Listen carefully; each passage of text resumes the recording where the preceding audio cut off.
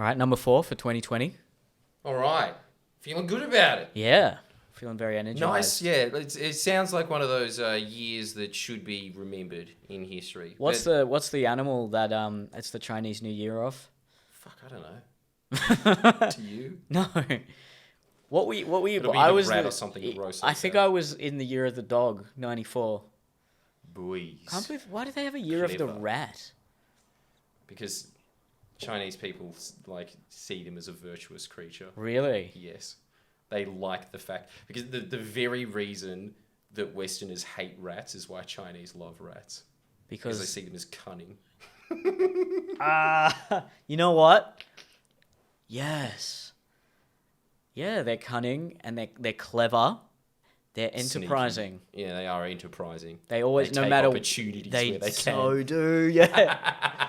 Wherever they are in the world, they find a place to live and they find a place to procreate. So many crap animals in Western culture that They never complain. They look up to. What? They never complain, rats, do No. they? It's not like, no, I they need make all this the best of their conditions. perfect environment. No. No. They thought that convict ships were like P&O cruisers. Wow. I don't know. I mean, it's just like 9 months of hardtack. Yeah. Loved it. Go the rat. Yeah. But so this podcast, this is your podcast. Well, your topic. Tell us a bit about what you want to talk about and man. why. So dumb in comparison to last week's. Let's talk about fun. And the reason we should, I Fun. think, yeah, as a broad concept, because I've been thinking about this a lot. Love Hey, those sweat what patches, is by the fun? way. How do you have it? You like this, huh? Holy hell. Hot. Get used to, oh man, there's going to be an hour of that, and it's only going to get worse. It's because of your light, and also the fact that I'm a wog. But It is. this is not hot. a good combination. You can't put the aircon on because then you pick that up on the audio. So we're really suffering here, people. It's a tough life. Well, thanks for pointing that out, actually. I think it's Well, you better gotta- that we address it than we Got to don't. wear the black shirt. You got I nothing. got nothing. Yeah. Using Brute, are you? No, I don't use deodorant. Wow. Well, you just have no skin pores. It's just smooth, like latex. I think I'm just used to much hotter weather. Oh, yeah, that actually makes sense. All right, so you only start sweating at like 60 degrees Celsius. Yeah, even that's just a few little drops. You only really start getting drenched at about 70, 80 degrees. I know. Well, man, it's such a bad combination, being half Scottish, half Croatian. Of course, it's going to eventuate in fat. Oh, I didn't know you were half Scottish. Now you do. There you go. But yeah, I am. And it's not that great, is it? It's such a boring thing to be a part of. It's just like I'm not technically English. Are you from convict blood, or were you or was your family settlers here? No, they were settlers. Okay. I've got no interesting story about that. Oh no, actually, I did find out on Ancestry.com. You know what? No, they were free settlers, but he was more or less shanghaied onto a ship to come here, so it was kind of against his will. He was just some gutter rat. What He was a rat. What period of time were we talking about here? Oh, like the 1860s or something like that. Okay. And yeah, so he was just some gutter rat in Scotland, and then some admiral was just like, "Righto, boy, I'm going to discipline you." Right, oh. And just took him to We're taking you Australia. down south. Not the best Scottish accent. It was better than mine. Right, oh. Dude, mine was just some medieval executioner in Aye. London. Aye, lad. But It's not bad. Teach you some discipline. And it's weird, and from On the this angle, ship. you do look quite Scottish, looking down. Righto, lad. Can't even do it. Yeah. But anyway, sorry. fun. Tell me about fun. Well, I don't know anything about it. This is the whole... You tell me, man. You seem like a fun guy. How do you enjoy this concept known as fun? I Which believe is this subject in a nutshell. I always thought it was below me, but I suppose I should have some of this fun that you speak of. And how do we have it again? Fox hunting, fencing, squash. But I'm thinking, yeah, I think the way that it should be teased out is that First off, I remember reading a book years ago. Fuck, Jesus, it's the exact opposite of that. It is. What you just said is how my brain works. But I remember reading a book years ago that was talking about the concept of play. Yeah.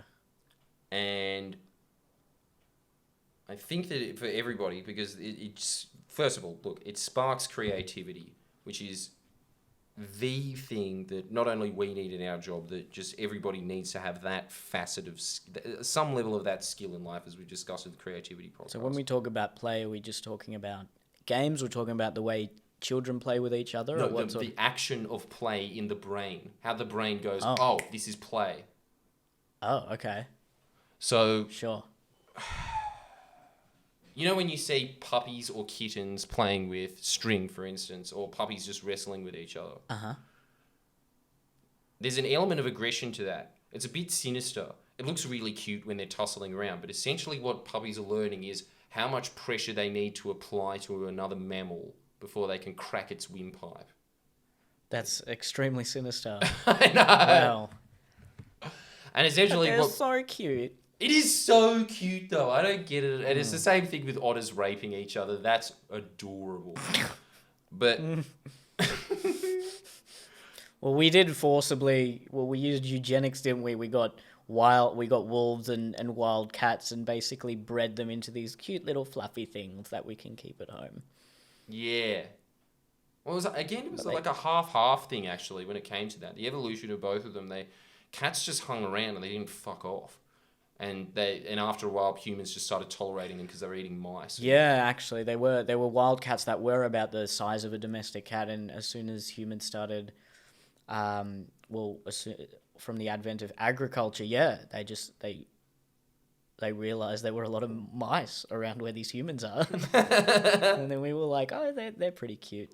Yeah, it was kind of just familiarity. And it's kind of the same that happened with dogs as well, apparently, but that happened in caveman times, not agricultural times. But I imagine surely some breeds of dogs came about through some form of eugenics, right? Like surely the poodle. Oh, yeah. There's no like Darwinian that element to the around in poodle's Neanderthal existence. age. That Or thing would pugs. die instantly. No. Yeah, pugs. Yeah, apparently all those skin folds they're in pain constantly. Yeah. I hate thinking about that. Price for Do that another our day. pleasure. And on top of that, it is very pleasurable. Oh, without a Any doubt. dog that has a major disability is the cutest ones. What's the brand that always uses pugs to advertise? Is it Kleenex? Is it? No, Kleenex uses the shower pad. Sorbent. Is it? No, not... it's a toilet paper brand, isn't it? Probably. The ones that I know is the Labrador and then that roly-poly dog, which I found was a Shao Pei the other day, and actually aren't as cute. They just look cute when they're puppies, and it's not a good investment because they are fucked when they're older. Might actually be a It's Labrador. filthy. Maybe not a pug. Anyway. Oh, okay. I can't remember. No, I feel like there's one brand that uses pug. Anyway, it doesn't matter. Yeah, I suppose not. But okay, so play as it relates to the development of any mammal. Are we talking about that sort of play? Yeah, and then there was also saying that boys, for instance, that wrestle with their son. Men that wrestle with their son. They're stimulating the same thing, and as a result of that, just by stimulating that play mode, because I remember that as a kid, the thing that I loved the most was wrestling my dad. Same, yeah. And if that isn't activated in a kid, in a boy, they are less empathetic and also just less socially aware. That is actually the way that you stimulate social intelligence in a boy. It's kind of just built into the nodes of a woman to be socially intelligent as soon as they're born. Wow. Why do you think that is? Is that because they are testing the boundaries when they're playing with their most likely much stronger father? They're testing the boundaries of pain thresholds and... When it goes too far. Because do you remember this? Do you remember this kid doing little cheap moves as well? I distinctly remember this one day when I was just getting so annoyed at constantly losing to my dad in wrestles. And I remember just like this desperate. It was just fun. It's so true. It's just babies are sociopaths that don't have the ability to kill yet, aren't they? I remember it was like when I was 5 or something. It was such a fucked move. Like just gouged his eye. Like it just went and just jabbed a finger straight in his eye. And then he was just like, all right, that's the end of the game. Wow. Like went into the bathroom, probably like just quietly sobbed for a bit, and then was just and didn't wrestle me for weeks after. It was just like, nah, you don't get to play, mate. You fight dirty. Yeah. And I had to be like, please, Dad, I'll never do it again. For ages after. So do you think that the pain associated with breaking the rules allows you to understand the concept of rules? Yeah, that there's ramifications to being a psycho. Yeah, right. There's a bit of that involved, and it's again that same thing that happens when you see puppies tussling around and you hear one of them yelp too much and then the other puppy kind of shocked moves away. It's again just feeling out where the boundaries are. And that's why the best fighters are always grow up in broken homes without a father. Yeah. Like there's no boundary for me. I'll just keep fighting. That makes a lot of that probably is the case. Probably. And look, there's that element of it that it just kind of it develops you for the rest of your life if you are having fun and you have play. Mm-hmm. And you can see it a lot actually when you look at, say,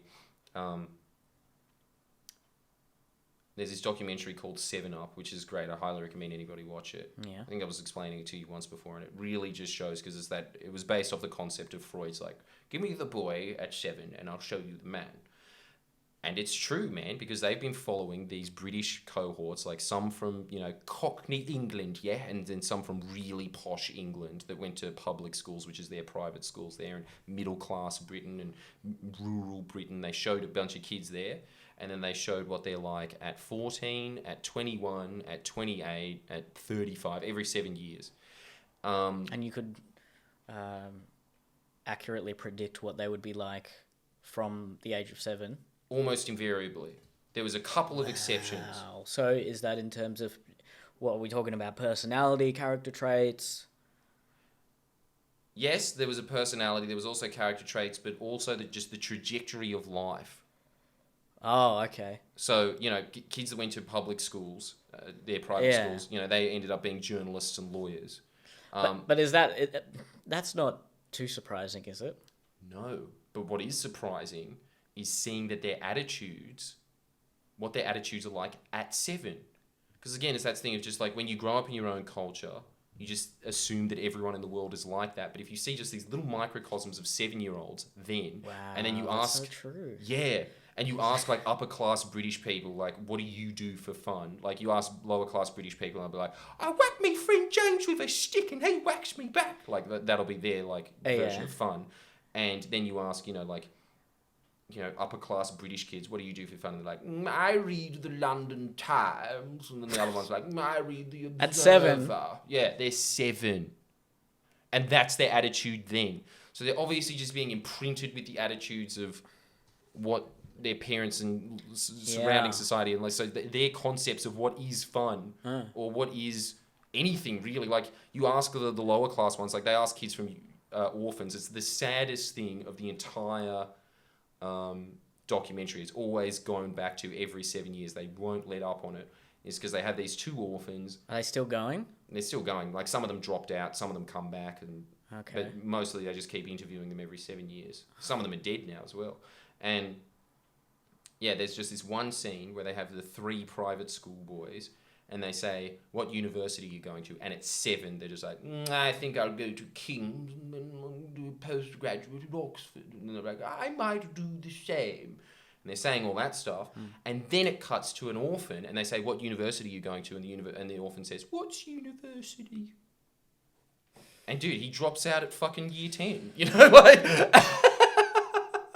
And then they ask the other one, it's just like, what are you going to do after school? And they'll just be like, well, I think I'll be able to be a lawyer and I'll be a politician. And that's exactly what they became.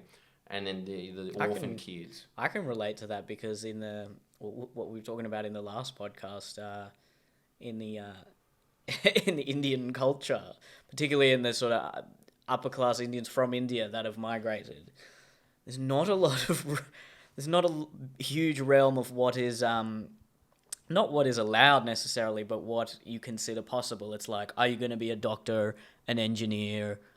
It's like, what are you going to study at university? The question isn't, Yes. are you going to university? It's what are you going to study Yeah. at university? And what in these three pre-approved fields are you going to yeah, study? yeah.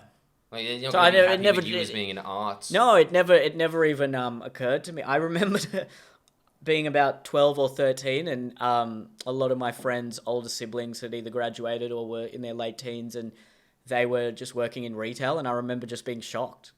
And I think I asked my mum, like, why do all these people work at shops, Mum? And then my mum was like, well, most people actually work in shop. And I was like, but didn't they go to university? I was just shocked.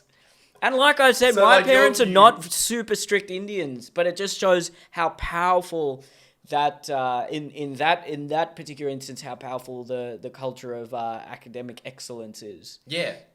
No, it's Margaret. really shaped, hasn't Yeah. it? It's completely shaped the person that you are, as those attitudes. Yeah, Well, everyone, right? yeah, without a doubt. And so, like, I think that, again, this boils down to this idea, because I'm just very interested in it, because I'm interested in the subject of creativity, and I find it, because I just think that it's so obviously tied to our industry that you need to be good at creativity. But I think that I've gone back from that, because I thought that originally, my original concept when I came into comedy was, gotta be funny.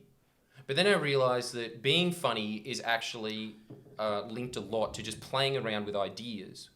And so then I started, so when I understood like the techniques of stand-up and I understood joke theory, I then started moving out to creativity, because it's just like, well, where does the play with ideas come from? How do you get better at playing around with ideas?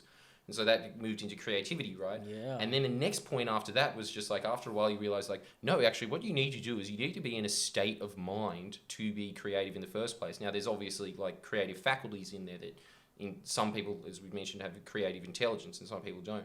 But I think the one where you zoom out the most, and I remember Hamish and Andy talking about this, and obviously because you didn't really grow up with Hamish and Andy, it wasn't the same thing, but I do remember for our generation they were kind of like our Simpsons, like an Australian Simpsons, I guess. I was a bit younger. You were a bit was, younger. Who was I listening to back then? The Hot 30 Countdown with Big Z and Tim. yeah, that was it. It was always Big Z and someone, and then there was ones where it was just one guy, but I forget his name. Hot 30 with Leo or something like that. Anyway, Yeah, me fucking neither. go on. Yeah, but like the talent really bottomed out after those two. But I remember listening to them, and I always just remember like, oh my god, they're so funny. This is like the peak of comedy. And I still do think they're extremely talented comedians, but they do not look at the frame of comedy from comedy. They're never trying to crack jokes. They're trying to have fun. That's what they're aiming at. And so I started thinking about it from that context, and then I started moving into what is fun? Like, what actually is it? Like, when was the last time you felt like you were having... And, like, can you remember a specific instance of having fun? It's actually pretty fucking nebulous. Like, I don't know. Like, I'm kind of like right. having fun now talking to you. That's one type of fun. Yeah. But, like, what if you could... It's a very broad concept. Yeah, and it's like when you were talking about lucid dreaming, right? I think it's the same thing. I think, like, there's probably something in your brain where you could control fun. And I think that it'd just make all of your socials contexts a lot better. Not just comedy, but If you just can like when switch you're on the interacting. fun. If you can switch on fun. Do you think that it's a conscious state of mind that if you go into a situation specifically saying I'm going into this to have fun, it will at least contribute to a greater sense of enjoyment, which can be slightly connected to the concept of fun? Yep. But that's with every state. Every single state. And you know this from getting up on stage, right? Like what we were saying, you want to be kind of like relaxed and excited at the same time. So you meditate and then you start jumping up and down. Yeah. So you're moving into a state of mind when you enter the comedy scene. So there's definitely things that you can do to have fun, as it were. Do you think it's when you're just living purely in the moment, or as much as possible you're living in the moment and you're not thinking into the future? Yeah. And things are just happening extremely naturally. So you're not overanalyzing your next move, be it social or verbal. But do you find that hard? I find that really hard. Yeah. Well, okay, if we relate it to comedy, there's times when I get in the zone, if you will, where I'm just so comfortable on stage. I'm not thinking about, oh, what can I do to improve the energy of this crowd. It's just everything is flowing. Yeah. And everything is in a sort of natural state. Yeah. Of a flow. I don't know how you would describe it, but that, yeah, I'm having fun on stage. I'm just enjoying my time being on stage. Where there are other times where it seems quite methodical and I feel like I'm working, and that's not fun. Have you had that where you've had a bad audience, or you're not in the best headspace, and then you feel like, okay, I have to lift the energy up. What's my next? How can I change this set to get the energy up to where I want it to be? That's for me. That's not fun. Yeah. So it is living in the moment, but the thing is, like, what dictates that? Because I understand that there's definitely, but it is really strange because sometimes I walk out to the audience and I can tell that the audience is enjoying this situation more than I am. It seems like I'm having the least fun in the fucking room. Yeah, because it's your job. You're going to work when everyone else is going somewhere to escape from work. Yeah, but those nights where you knock it out of the park, you're having more fun than the audience is. Surely. Yeah, but they'd also be having I don't know if you'd be having more. You could be having the same amount. But you just kind of, Because you're in the position that you're controlling that fun, so you might be having even more fun. Yeah. Yeah, you're the puppeteer. But yes, that's a good way of putting it, I guess. It's just, sometimes you just feel like you're the puppeteer, and sometimes you feel like you're like a robot, just like a not very well-oiled robot. Oh, without a doubt. Because you just start reverting back to basics of comedy, that you kind of just learn these rules and then you just use them on the crowd, right? But see, this is the difference. Don't you think that sometimes when you're in that fun zone and you're doing ad-libbing, like when you're in the fun zone and you're doing ad-libbing, it just works. Like anything that comes out of your mouth is funny, and there's you're not even thinking about it. Then afterwards, you're just like, dude, that ad lib was on point. That was a really witty, fast ad lib, and where did it come from? But then sometimes you're just there and you're just having this mechanical thing and just being like, oh, okay, just ask where they're from, pay them out, like Bankstown, fuck you, like, it's not 100%, it's not working. So this is what I'm saying is, like, I think that the subject of fun is, dude, it's like really important, particularly for us, but I think with everybody, like, even if anything that you're doing in your life, if you are having fun doing it, that is not going to be a waste. It's again that thing of just being in that flow state of being present and you're instantaneously more likable. You can tell people in it, just a social interaction, who are actually having fun. If you're at a party, you immediately gravitate towards people who are having fun. So how the fuck do you do it? Wouldn't it be, like, that's what I'm saying, like, it'd be awesome if you could turn that on as a switch, but, like, I think that a lot of our job is to try and have fun. Even we are constantly, it's just this cloud. Not only that, it's to give the audience fun as well. Yeah. Well, that's the whole thing, because if we're generating fun, the audience is going to be picking up on that vibe. And I suppose we're at the stage now where we don't really need to create a vibe, because when people come out and see you, they're just going to be in a better mindset because they're going to see someone. Yeah, as opposed to just like, I hope this night's good. Yes, but there are still instances where I've performed to crowds that clearly are just not as into it as other crowds, even though they've come to see me. And I still need to work a bit harder to produce the same energy and enthusiasm within the crowd. Yeah. I mean, there's definitely varying degrees of energy. And I completely understand what you're talking about, but man, you remember doing open mic. That it was a different beast. It was when no one knows who you are, it was brutal. It's how you get better. The comedians that can create the same level of fun that we create with an audience that already knows us, if they can create that to 20 people in an open mic, they are very good comedians. Yeah. This is what people don't understand. Whenever people tell me, like, who are some good comedians I should watch? I've heard of this person. If you really want to see good comedians, don't go to the people who are famous, because all they've done is perform to people who love them for years. Yeah. And as a result, it hasn't really shaped and sanded out the roughness of their act in order to appeal to everyone as much as possible. Go and see the headliners that are just traveling the country, performing to like people who are just disinterested every night and managing to get them onto their side. Yeah. Go and see they're the best comedians in the world. They are. Famous comedians are, well, to become a famous, well, if the hierarchy is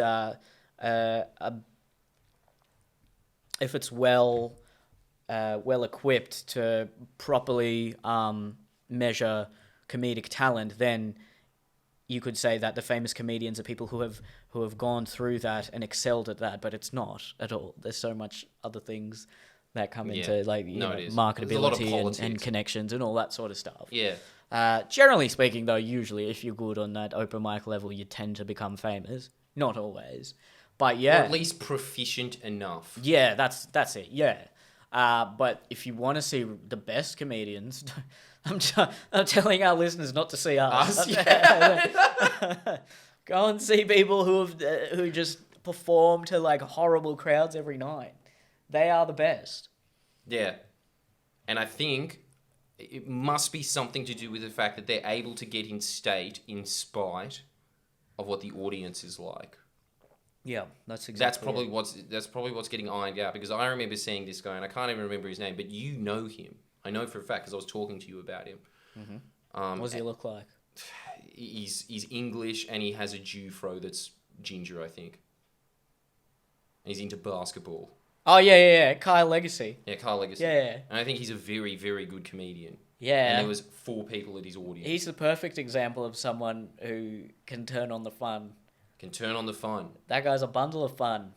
But see, this is the other thing. He just does crowd work as well. He doesn't even do I was entertained the whole time. Yeah. But there was a level of presence there. And I think one of the elements is that, yes, he's just doing that night after night, so he's constantly in that state. I think also the thing is that I think he's like a little bit drunk when he goes on stage. He definitely might be a little bit high. A little bit high. Probably both. Yeah. Well, the best comedians are usually, in America, definitely, the ones who drink and smoke. They're always the best comedians. It's just living in the... Well, I have a joke about that. I say I can never be a great comedian because I'm not depressed. Like I'm too and I think we're both like that. We're way too organized and conscientious and just methodical in the way we even analyze comedy and think about it. That actually the best comedians, like you say, are people who just they're probably not even thinking about the concept of fun. It just happens naturally to them. I know, and that's why I think there's probably a good thing to discuss it with you as well. Because look. The way that we got to where we are is because we do have very analytical minds that are able to just like break it down piece by piece and go, oh, I need to go there now, like, so that is a thing of just a lot of famous comedians have that mindset. Yeah. And that's why the good comedians more or less are just funny people. Yeah, and they're not intelligent or hardworking a lot of the time. They're like the exact dude. They just rock up. The laziest profession in the world. Yeah, it's great. Well, it can be. It can be. It can be as hardworking as you want or as lazy as you want it to be. And I think that we're just more on that field of just putting like heaps of effort into it. But that's our comedy wouldn't. If we tried to go the other way, I don't think our comedy would. Get any better, because you need to also be true to the way you perceive the world, and if we perceive the world through that lens, then we need to put out that product. If we're purposely trying to be something we're not on stage, which is like the happy-go-lucky, carefree, fun dude, it's just not. I mean, we'll still be, look at us, we're not. Look at me, what I'm saying. We're not fun. We're robots. Look, I But think it's like you can improve it, but I think that's a very natural thing. What's natural? Just being a funny person. Being a good joke writer is a learned skill and it's a discipline you can get a lot better at. But being just a funny human being, I I don't think that can be taught.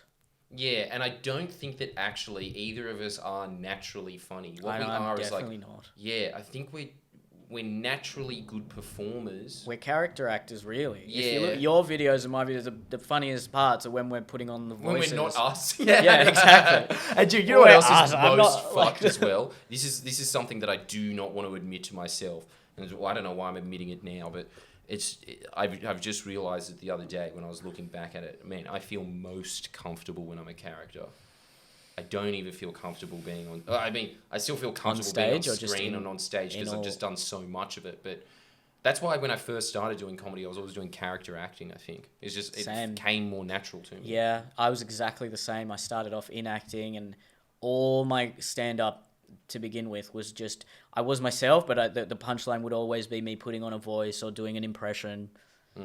Now it has changed. I'm probably more myself on stage, and it's just my opinions. But yeah, and you see that with all the best character actors, Chris Lilly, Sacha Baron Cohen, when they do interviews as themselves, they're not funny. They're actually very shy and softly spoken. Sacha Baron Cohen in person is not a funny guy at all. No. He's very No, serious. no. And he's quite Yeah. posh. Yeah. There's nothing funny about him. And you can tell that he's remarkably educated. Yeah. But see, this is the whole thing, though, right? Like, this is what I think would be the winning combination in life, because it's the same thing as what you're saying as well. It's the funnest people that I know. They're train wrecks. Sometimes they're so fun that somebody kind of just gives them this family welfare, I guess, and they might get a girlfriend that's very hardworking, and they'll just latch onto that girlfriend, and that girlfriend will buy a house and stuff like that, and they're just like, yeah, awesome. But do you ever get frustrated being around those people for an extended period of time? Yes, because it's not my personality. Yeah. I can handle it in small bursts, and after a while, I just feel like I need to either work myself or be around someone who's working, or at least talking about something that isn't necessarily fun. Yeah. After a while, I can't deal. I know those sorts of people that you're talking about. The people that the people at the party that everyone's like, yeah, that guy, the legend. Everyone loves him. I can see why I can see why they have the legendary status in a social situation, but after I personally can't. I struggle to hang around those people for extended periods of time. Yeah, me too. I just can't do it. Yeah. But I get frustrated with how much fun they're having, which is so bad. See, don't you think that it's kind of a bit... Wouldn't it be cool if you could turn on your brain and say, all right, for the next 8 hours, I'm just going to have fun and not just be like, man, you probably should be working now. Yeah, and that is actually something I've tried to do a little bit over the last couple of months, definitely. It's actually a lot easier. It's a lot easier said than done. Yeah, that's what I'm at. I'm at that same point. It's just like, okay, I understand that there's like an element there where you're supposed to be very present. Yeah. But then I'm just you're constantly in your head just thinking like, am I present now? And obviously not. You know what it is? It's because our job doesn't... Part of it, at least, is that our job never actually ends. No. Most people, the 9 to 5, they come home, all right, the job's finished for the day. They don't have to think about it. Whereas I'm always thinking about the next thing I have to do. Yeah. Because there's always something else I have to do. Yeah. So it definitely makes it harder to live in the moment and just veg out and relax and have fun. But I've gotten better at it, I think. Well, what's the improvement?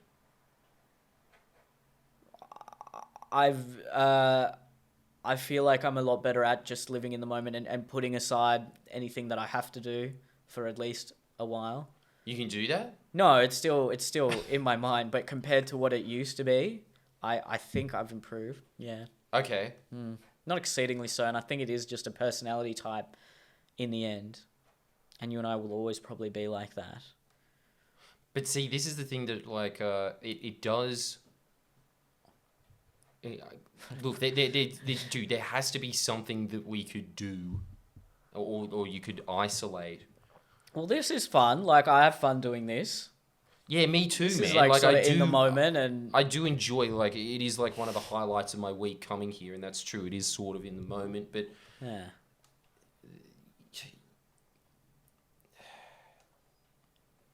the spirit of inspiration, I guess, it comes out of fun. Like, sometimes when you're hanging around those fun people, they will be saying things that are funnier than anything that you've ever said, and it's just lost to the moment, and it's like very contextual, and it's Okay. it's almost you wouldn't be able to recreate that on stage. And this is like that other book that I was reading years ago that was talking about the difference between funny people and comedians.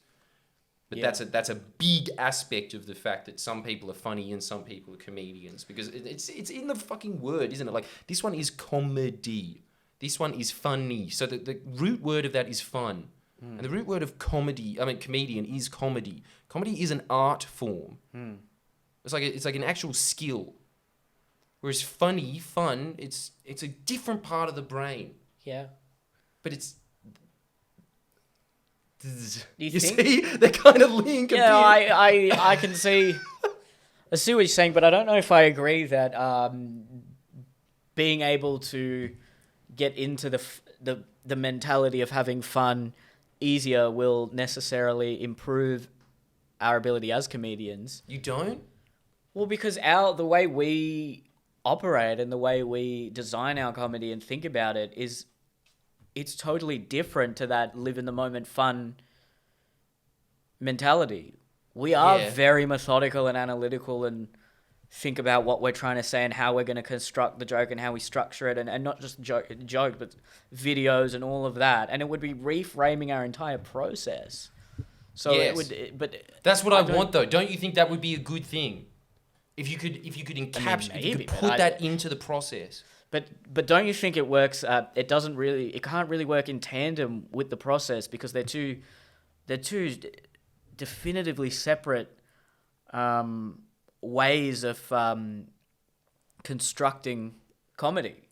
Yes. So by adding the fun element to what we can say is, I guess, the methodical way of designing comedy, it would be taking away from the way we construct our comedy, which has been so effective. I agree. But this is where I think that it would play in, right? Is that our mindset, and I think that is of no one pats us on the back enough by getting hundreds of thousands of likes each week. But the thing views each week. But the thing is that yes, we've built up a skill set and a process in our mind, and we were talking about that in a previous podcast, how you just keep trying to decipher what that process that's just kind of habitual now is, where you're moving in this way, right? Yeah. Wouldn't it be good to come back to that material at some point and be able to switch your brain and say, okay, now I'm going to look at this in a completely different way? And what does that look like if I play around with this, like this, instead of just being like, does this... Because you know what I realize when I do my stand-up now? It's kind of just like, piece of information, joke. Piece of information, joke. Yeah. Is that joke good enough? No, I can make something stronger. It would be amazing if you could look at that same work and just be like, I'm going to have fun with this work now. I'm just going to, just random thoughts coming into your head, and some of those thoughts are just going to be... because your mind is just free associating. It's going to come up with different things. Because don't you think that after a while, and you know how, like, you were saying that your goal in life is to be one of the best to make one of the best comedy stand-up shows of all time, right? Yeah.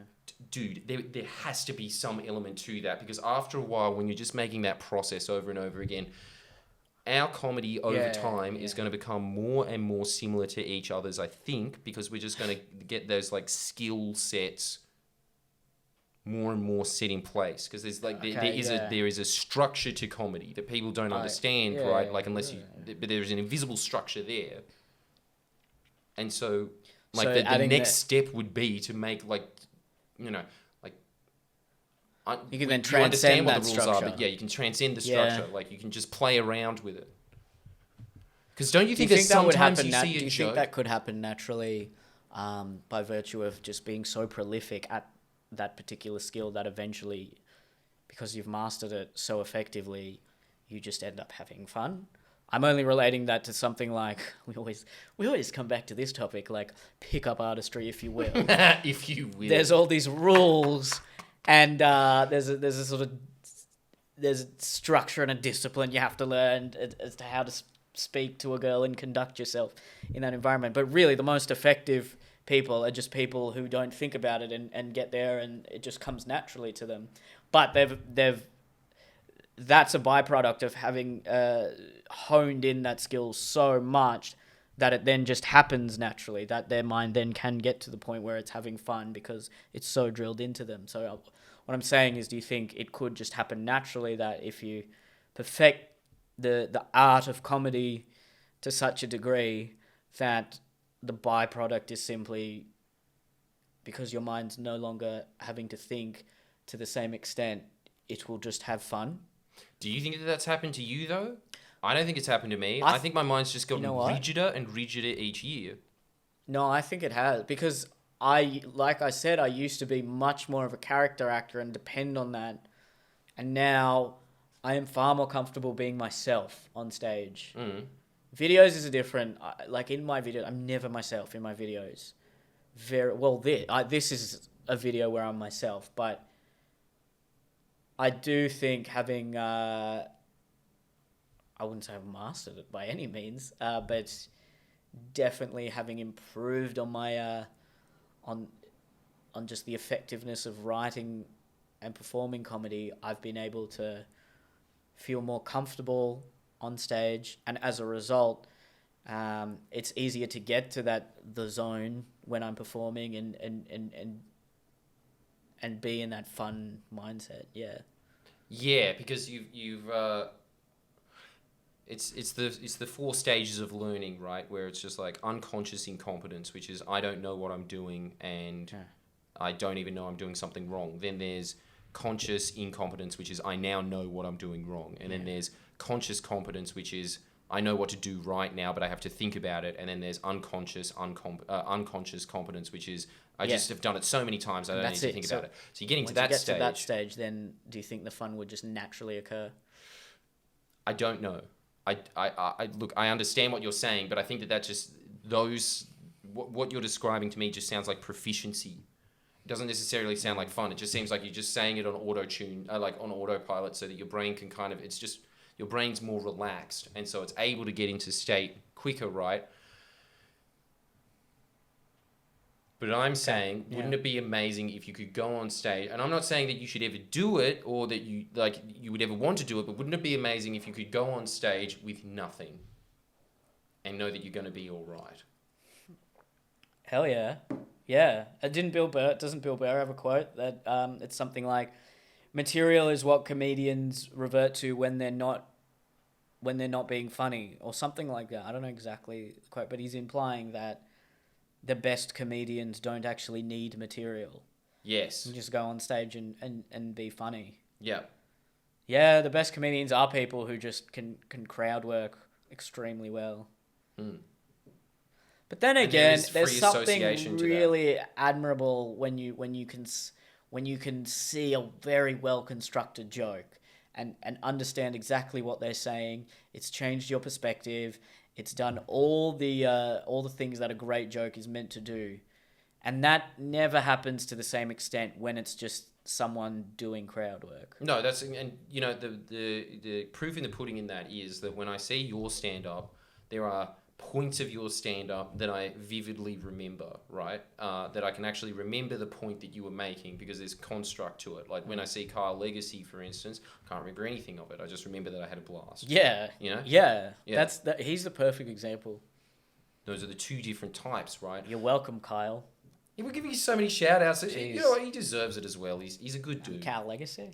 his accent is great. Chaps. Yeah. Yeah. Yeah, but yeah, I don't know. I personally would really like that thing because I think that sometimes when I look back now, and you're probably the same as well, but when I look back at like previous work when I was, say, 18, when I look back at that, a lot of those jokes are bad. They're objectively bad. Yeah. But some of them are really fucking funny. As in, like, I still cry with laughter. And was that because you were having more fun then and you weren't as much... And there wasn't any structure to it. So some things just come out of nowhere because I think that... And I remember hearing a bunch of other comedians talk about this. The best... And there is... You know how sometimes when you're watching a stand-up show, and yeah, like... Because you've just done so much of it, you just sit there and you're like, oh, okay, I get what he's done with that joke. Yeah, okay. So, you know, and you actually just kind of sit there deconstructing their jokes while you're watching it in real time, right? And then sometimes there's a joke where you're just laughing and you're just like, why the fuck am I laughing? Definitely, first off? Yeah, like, there's a lot, where did that come from? That came from fun. I'm telling you now that came from fun. Yeah. That is just out of pure inspiration out of nowhere. It's just a thought that just went... You know what would be great? Being able to do both within the context of one show. Exactly. That would be amazing. Wouldn't it? Having like really well-structured, intelligent bits littered with just moments of fun. Yeah. Do you use the same process for your videos? Well, not necessarily the video, but like the political videos that involved a lot of character acting. What was your process there? Because those are the ones where you're clearly making a very strong political point, but you're making that point through hilarious characters. So what was your process there? Like how did you know when to make the point? How much of the point had to be made before you got to the character? How did that work? No, it's exactly what I do with my stand-up now, which is that I just write it as a serious essay first. Really? Yeah, and then I just go through it over and over and over and over and over again, just like, you know, this point needs a joke, this point needs a joke, this point needs a joke, and then just going back and being like, that joke is too weak, and then moving it in from there. But the thing is, you know, when I do stand-up, I've got a year to do it, so it's going to be way better than something that you have to pump out by Friday. But the skill set is there, and so like as a result, and you know how like this kind of happens. I don't know if this happened to you as well. There was this point in your career where you're kind of just like, is this funny or not? But now there is a point where you just kind of sit there and you're like, yeah, that'll get a laugh. Nah, that won't really work. Nah, that'll work. Yeah, definitely. That happens now. Yeah. And it's again it's not always 100% accurate, but it's definitely a lot better. Yeah. There's always going to be some element of art to it, but like you really are applying a science to it after a while. You know what I think can help with the having fun? Yeah. Well, one, just stage time and being comfortable on stage. One, not thinking about your next joke and just chatting and just talking to the audience. Before you can master crowd work, you got to just be comfortable on stage talking to them. So I found that I've been doing this Neel and Friends show for a while. So for the last 10 Wednesdays, I've done a Wednesday night comedy variety show. So I open it with 10 minutes of crowd work. And when I started, I was not as good at it. I wasn't terrible, but I was always depending on, like, I need there to be funny people in the front row and things like that. And the one I did last week and the show I did on Saturday, there was at least 15 to 20 minutes of me just riffing off the audience, and it went really well.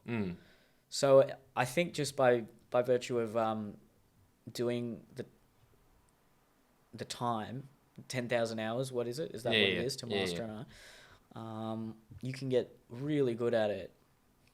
So coming back to Kyle, this podcast should just be called the Kyle Legacy Podcast. In tribute to Kyle. He just gigs. Kyle's legacy. You know what he did in Edinburgh? Didn't he do? He got the record for the most amount of gigs that a comedian's ever done at the Edinburgh Fringe Festival. Fuck, and no one knows him. It's a tragedy. Yeah, so he, of course, he's going to be amazing at it. One, because he's just naturally very gifted, but two, he's doing it for hours a day. Yeah. That's all he does. Yeah. But it would be amazing to hear what his process is for how he's getting there, just so you have the recipe, because there's definitely a recipe here, even when it comes to fun. So again, it's just the analytical mind going in, just being like, how do you break fun down? But, Yeah, I know. but That's probably the first bad step. It is. I don't think It is. people who are having fun probably don't have a process to get to the point of fun. It just happens very naturally. And I think, look, this is the other thing that I think the reason that you find this podcast more fun now than you did in the past is because you had the same thing that happened to me when I had the microphone in front of me. You had this like inclination that you just have to make jokes all the time, because that's basically your job as a comedian, right? Like, it just has to be a joke every 7 seconds. And you know what? It has transferred into the rest of my life. And so it's just, you're constantly in this very mechanical state of just being like this constant compulsion that this moment needs to be funny somehow all the time. Yeah. Are you in that? Because I felt I was in that when I started comedy, and now I'm trying to. And now it's just kind of so like, tiring. Fuck it. It's exhausting, and it's very different trying to be funny in a social context versus on stage. I tell anytime someone says, "Oh, tell us a joke," I'm like, you won't laugh at it. It's not. It's so different. I've tried to do it. When you're performing on stage to people who are there, there's a completely different status relationship that's happening. The person with the microphone in their hands on stage is very different to someone talking to two people in a social group. Yeah. And the things that an audience are going to find funny are completely different to what two people on a boys' night are going to find funny. I don't exactly know why that is, but I know that that's what happens. Have you ever done that? Have you ever said a joke to someone who's been like, "Oh, tell us a joke"? Every time I've done it, you can tell they're forcing the laugh. They're like, yeah. Not bad. I'm like, "Oh, you did not like that at all."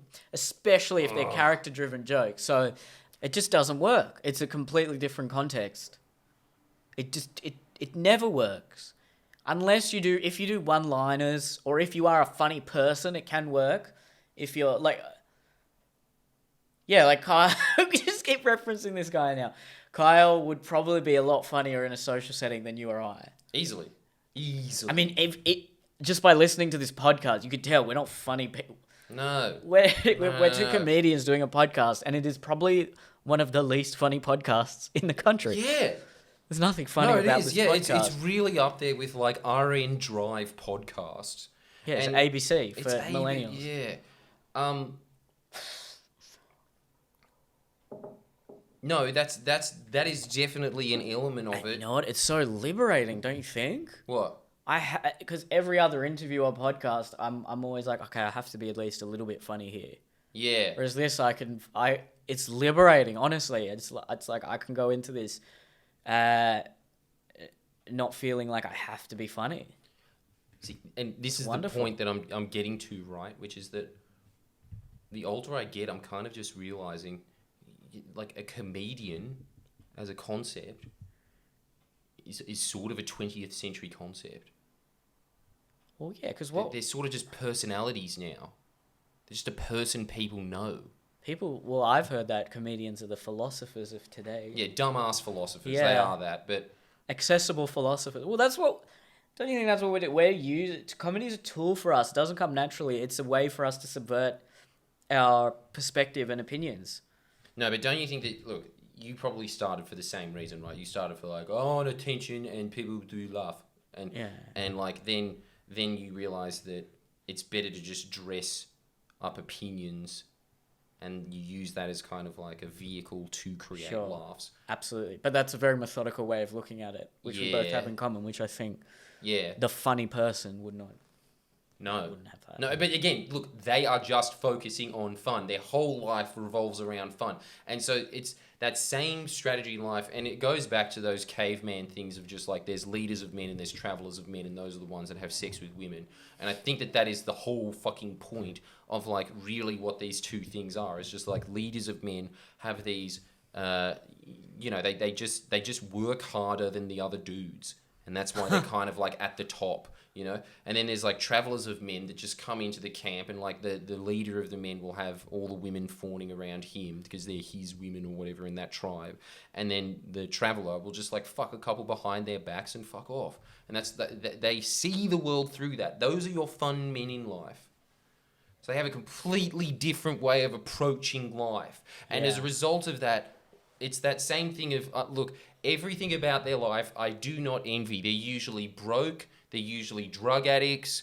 The only thing I envy is their state of mind. Yes, exactly. Because the crazy thing is, people like you and I, the life is so much more organized, but we're not having the fun they're having when we look at their life and you think, your life's in shambles. Yeah. Why are you having fun? But you're killing it. It seems like, it really feels like even where I go to a party now, like, objectively, most of the people there, I'm doing better than them, right? But as soon as one of those fun people come into the party, you're just a schmuck, you know? They're there. They're there. They've got that ability to move into life. And the thing is, look, that is great. I really appreciate that those people exist, but I would love to harness just a little fucking aspect of, what are they doing in their brain to get that thing? You sound like such an evil genius right now. Yeah. Oh man, that is basically my life in a nutshell. These happy masses. How to harness super weapon to find take the happiness from their brains and give it to me. I have everything in life except happiness. Mr. Bond, not you again. I can't deny any of it. That's what I'm trying to do. I'm trying to create a happiness ray. Do you think it's a very clear dichotomy that there are, the travelers and the leaders, if you will, or in today's context, the fun people and the analytical people, or do you think it's a spectrum? We're talking about spectrums here. Do you identify as analytical or fun? Because I think I'm... Well, it's two different parts of the brain. More suited to that much more towards that analytical side, but... And you know what else as well? I can still have fun. Yeah, but, when do you? Because, look, honestly, basically the only times I ever have fun is essentially when it's, some level of performing. So this, for instance. Yeah.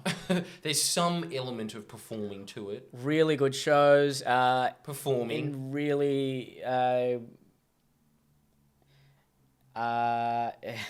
actually, yeah, maybe you're right. Far out. See? You know what? As I get, but so the only as you time get I older, actually you don't feel comfortable now is on stage. I don't actually value just living in the moment fun compared to, look, when I was a teenager and an adolescent, yes, you have more fun because you just want to, that's all you're chasing, right? I just want to play a video game. Well, that was fun when you're playing video games and you do all that. Whereas now I don't actively seek that out. No, that's true. It's not fulfilling. No, or this is the real Buddhist question though. Is it actually fulfillment? Fun. Well, actually, living in the moment. There's a great Buddhist saying, I think, which is just like enlightenment then dishes. Maybe that's it. So we won't know until we're actually. No, it's kind of enlightenment. Yeah, but I think what they're saying is that you have to get to a stage where you enjoy doing everything. That's an enlightened stage. So it doesn't matter what's happening. If you've got cancer and you're getting chemotherapy, you're supposed to be enjoying that moment. That's the teaching of it. But the thing is, do you? That would be great. I don't. No one would. No, I don't see how that... But there are people I know that do. And that's why they are those people that just kind of... Because they are, dude. They're just walking Buddhas. Is that do you think that's genetic or environmental? Probably genetic. I would agree. See, this and that's the interesting point of this all, right? It's just... I think that the thing that would link both of us is definitely not cultural. It is a gene. that was turned on. Now, there's something else that's called mimetics, right? And there's actually a lot of evidence to suggest that in the brain, mimetics is almost, and that's where the phrase meme comes from, but like mimetics is almost as powerful as genes, or more powerful in some instances. Where that's where placebo effect comes in, for instance. That, genetically you could be inclined to get cancer earlier, but if you keep telling yourself you're healthy, you could repair yourself essentially. So I think that that's something that should be taken into consideration when you're thinking about that fun concept. But maybe, man, you know what I'm coming to? This is why I really cherish doing this podcast with you. It's just you're able to just play. Play's not the right word, but you're able to just like talk through ideas, and then you kind of come to a conclusion. But I think, dude, think the conclusion is I think the conclusion is, and correct me if I'm wrong here, dude, I think it actually is just enjoying shit. We did a 1 hour podcast posing the question, what is fun? And the answer is enjoying shit.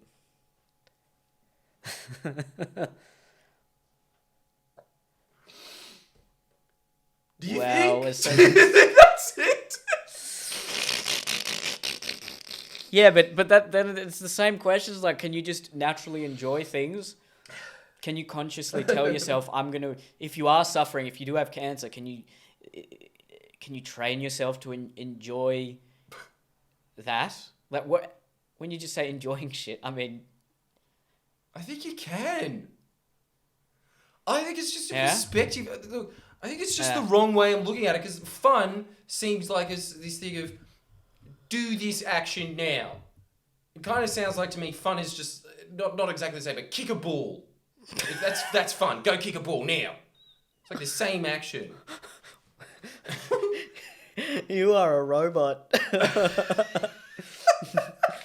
I perceive that the way these kids are having fun by kicking a ball, it's the momentary pleasure of kicking that ball.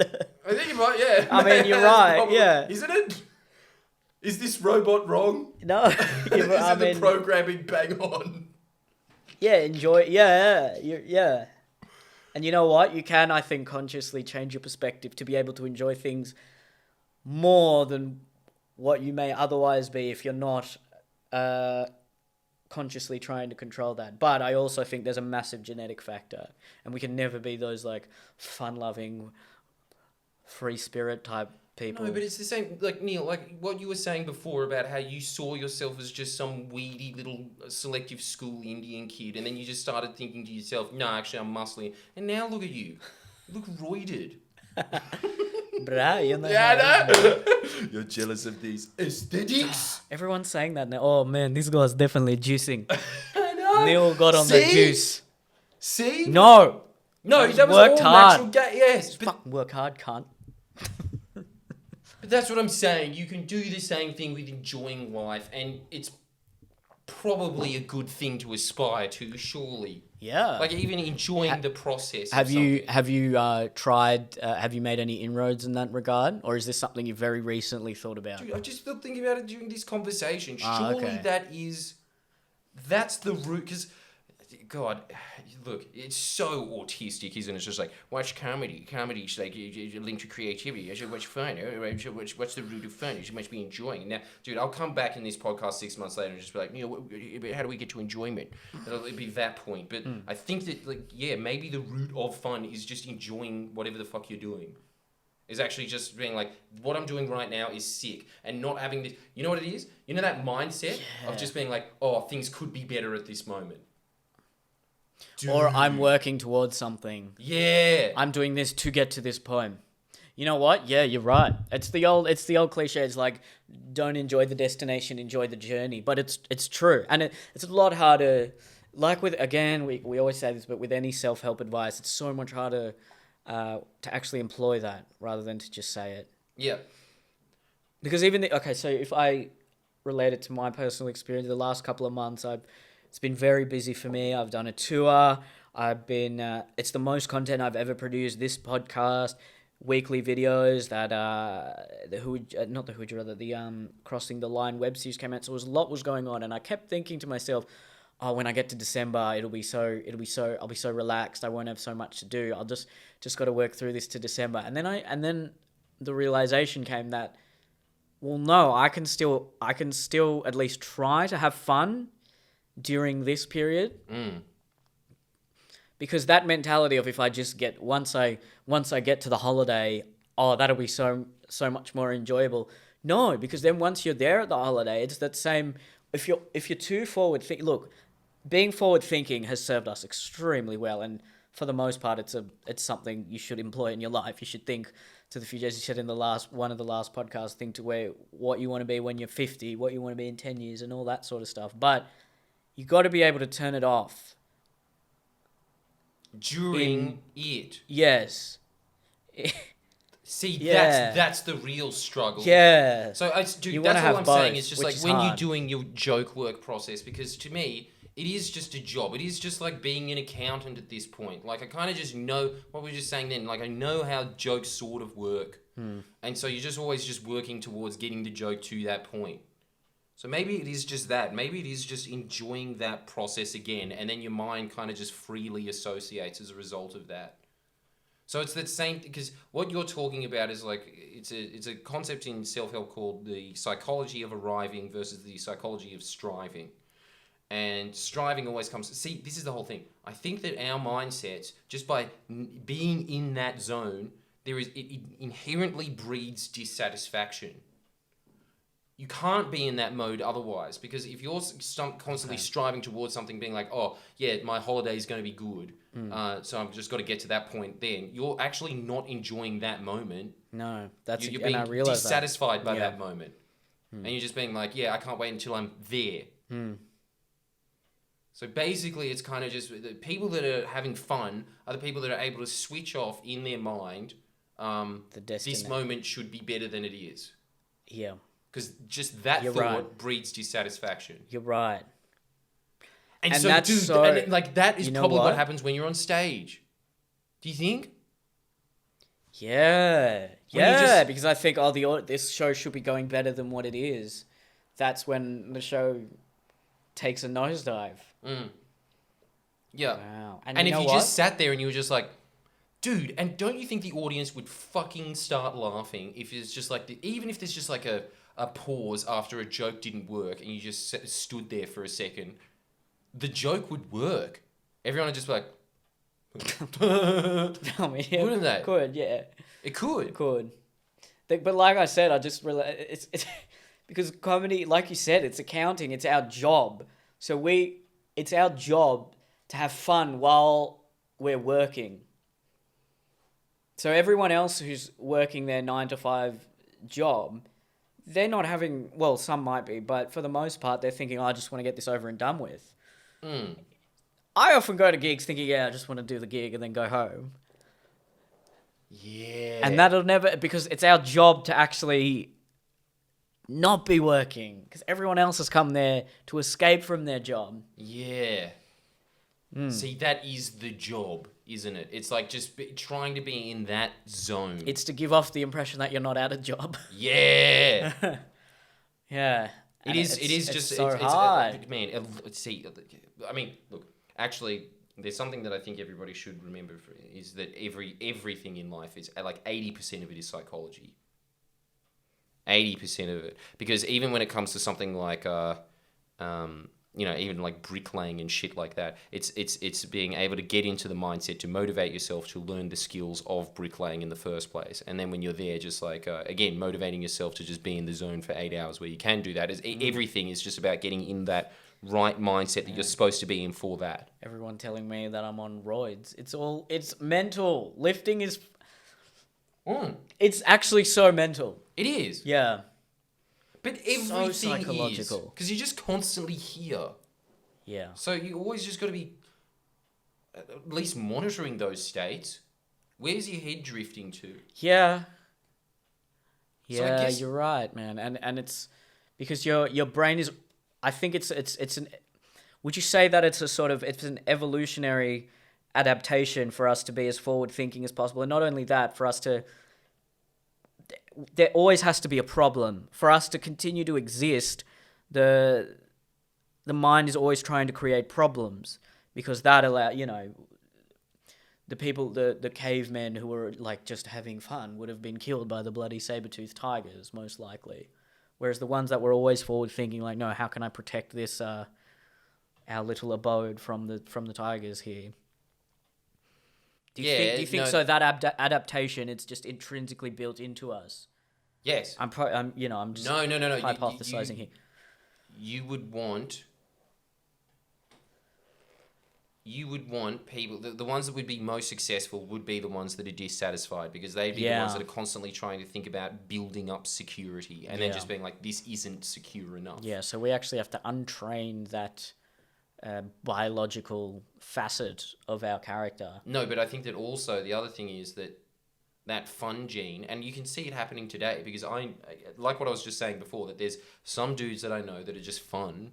Yeah. And so as a result of that, they go through life having fun, and people just give them shit because it's just a good, happy energy to be around. Yeah. And I think that those people, those were the travelers, and those were the ones that just spread different genes. Yeah, and that could be an evolutionary adaptation as well, because if people are giving them resources, that's enough something that would then pass on. Yeah. Yeah. And it would be passed on, and there was a reason that you would be giving them those resources, and it's because those people would be traveling around in different tribes to stop inbreeding. Wow. So I think there is definitely, there's an evolutionary reason why when that fun person comes into the party, everyone goes towards them. And usually, as well, why that guy gets so much sex. Oh, we're back to this again. But don't you think that sex is a very good indicator of like... Because, dude, I think in general, the way that sex kind of works is like a reward mechanism for men. It's just like, if you're getting sex, you're doing something right. Yeah, without a doubt. Yeah. Yeah, that's why the incels are so... Because they're doing everything angry. Wrong. Yeah, and because they're not getting that reward. Yeah. Yeah. And so you are striving towards that. And again, I think the reason that a lot of men that are just in that kind of fun state that do get a lot of sex is because they're not seeking it. They're just seeking fun vibes. And women are especially attuned to fun vibes. Yeah. And I can see it actually a lot in the jokes that I make on stage. Like the ones that are... There's definitely jokes that men laugh at more and women laugh at more. And I think men laugh at more... Aggressive and well-structured jokes. Well-structured and aggressive jokes. And women laugh more at like silly, innocent, and also like catty shit. They also love like bitchy yeah, that shit. sort of aggressiveness, they'll laugh at that. But if it's just a really brutal like punchline, dark joke. Yeah. Yeah, women a lot of the time will be like, you know? Whereas men will be like, well, yeah, we're violent. That's why. Yeah, it does satisfy that kind of like vanquishing of foe fear. Yeah. You know what? That would be an interesting topic to explore. The psychology of gender when it comes to the responding to comedy. And there has been a lot written on this as well. Oh, okay. I've read a little bit here and there. I'll have to look into that. But the general thing is, and it does kind of just move towards what our... I think the best way to decipher both of them is that men, and this is why there's such a thing as the dad joke, is because our minds are very analytical minds. Men appreciate well-constructed jokes that have, you know, a level of wit or word play to them, which is why, you know, dad jokes are just kind of shit versions of that, I guess. And then women enjoy things that are kind of just embarrassing. They really like embarrassing stories. And when you look at a lot of female comedians, if they're not talking about just being like, you fuck men, the other thing that they're always talking about is just being like, have you ever just slept with someone and then just walked home with a walk of shame and then you forgot one shoe at their house and everyone's like, ah! You know, that's the kind of joke that they like. It's a bit... Yeah, I can see. Yeah. It's a definitely bit... a correlation there, yeah. Yeah. It's personal. It's again just the interests of men and women. Like, men like things, women like people. 5% of our female audience is going to go down to 2. after this discussion. I don't think so, because dude, don't you think that the 5% of women that are watching this, they just have male brains and they're just sitting there being like, yeah, they do make a lot of sense. And they'll be the ones that'll sit there and just be like, but I'm a woman and I just find this analytical jokes. I like analytical jokes. And it's just like, yeah, but because, dude, you're Margaret Thatcher. Come on. I think there's just like an element of a masculine brain there. So the Margaret Thatcher women are the Friendly Geordies fans. How ironic. Yeah. And again, this has changed a lot when I've started doing a lot of Bachelorette recaps, and I've noticed it. Dude, they're so funny. And they're so funny. You got to do more. They're really funny. Well, I need other fucking shows. That's the thing. They'll always come back. They'll come back. But the one you did on Jamie, was it Jamie? Is he the firefighter or the? Yeah. He was the nice guy. Yeah. I always thought, you know what? We got to wrap this up soon, but this is so unrelated. We'll relate it back to fun some way.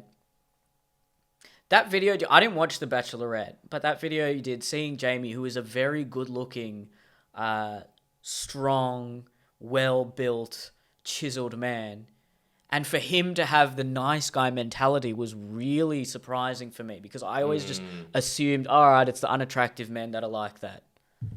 And I would never perceive like a buff, strong man like that to be a quote-unquote nice, needy guy.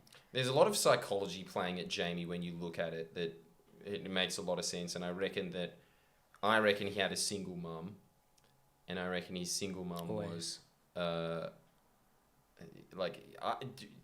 everything about his upbringing screams like emotional incest to me. Like, dude, the fact that he became a fireman, it's such a white knight job, isn't it? Who hates firemen? They're such heroes. They are heroes, aren't they? And like the phrases that he'd be using for Ange, he just saw Ange as that damsel in distress in a castle that he was going to rescue. Do you think it's the enmeshment, or do you think it was that the mother was absent, so he was trying to win her love?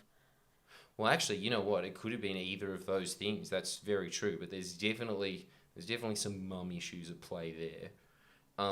You relate so much of whether a guy's. I've been noticing this a lot lately, where whether a guy's, if they're one way or the other, they're really extremely needy, or they're just very dismissive of women altogether. It comes down to, you know how girls have daddy issues? It's the same thing with men, and it comes down to mummy issues. Absolutely. Yeah. Definitely. Yeah. Because that is how, those are your first impressions of how you relate to the opposite sex. It's just your dad or your mum. Oh, man. Yeah. Yeah. It's straight up. And you know what I think, and going back to bringing a racial point in, it's because the tiger mum archetype of Asian and Indian mums they're not like lovey-dovey at all. And that's why I think a lot of Asian and Indian men, one, do become that needy guy, and two, don't take risks and are not like the forthright, assertive, masculine types. No. Generally speaking. No, they're always being put in their place by their mums.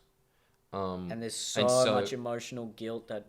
Emotional guilt. Why And would you know you what do else? that? You're making me upset. Approval seeking. Because is massive. Never in those families, you never get approval. Nothing's ever good enough. Yeah.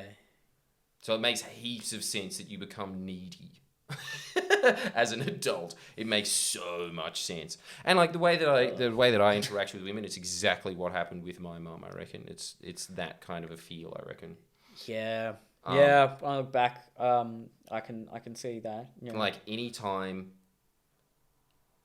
because there's two ways that happens when you get that Oedipal complex happening. Because it's just look again, emotional incest is just such a brutal word, but it does make a lot of sense that if a mum is spending all of her time with a kid, she's going to be like, it's just kind of like the needs, the emotional needs of what a husband gives. Obviously not the sexual needs, but if the husband's constantly away, they're going to want the emotional needs from like the other male role that's in their house, right?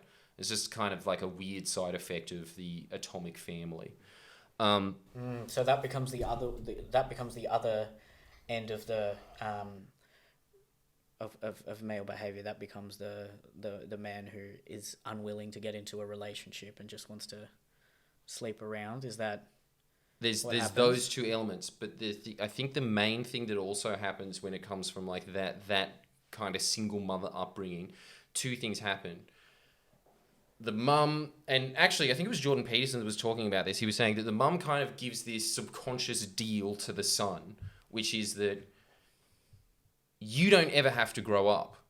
I'm giving you a free pass to be babied for the rest of your life, which is actually a pretty sweet deal, right? It means you never have to worry about shelter, food, anything. Like, you're just going to constantly be mollycoddled by your mum because they want you staying there for the rest of your life. Now, if you have an independent streak to you, usually what happens is that you just get really rebellious, which is what I did to my mum. Like, still to this day, I have such issues with her. Like such a detestable relationship with her. So that's one aisle that happens. And then the other ones that I see that happens with those kind of Oedipal relationships that happen is that those kids just are man babies their entire life. And they never leave home, and they still don't have a job, and like their mum, like it is a 35-year-old man, but you can hear the mum still speaking to like a 5-year-old. But then they also hate their mum as well. They also hate their mum. I know a guy like that. And it's sad, dude. And he just goes and he sleeps around a lot. But then when he's with, it's like, you know, when you have the stereotypical like white kid versus the ethnic kid videos where they're like, "Oh, fuck off, mum, fuck you, I don't need you," and then the mum's like, "Oh, what am I gonna do with him?" He's like that, and he's in his 30s. Yep. And yeah, that is up. a very common trait of what happens in those situations. And so I think that what happens after a while is like, yeah, it's the same thing with that attitude. It's not, I had the exact opposite reaction to women, I think. It's just every time, so some men, because of that mum upbringing, they're looking for approval from women, the woman that they're in a relationship with, and other women. It's just like, as soon as a woman shames me, I've just like shut down, cut them off, just be like, I'm not talking to you. That's the end of that. It's just like, as soon as I get that, like, you haven't met my standards, I'll just, that's the end of the conversation. I'm just like, fuck you. I don't need your approval.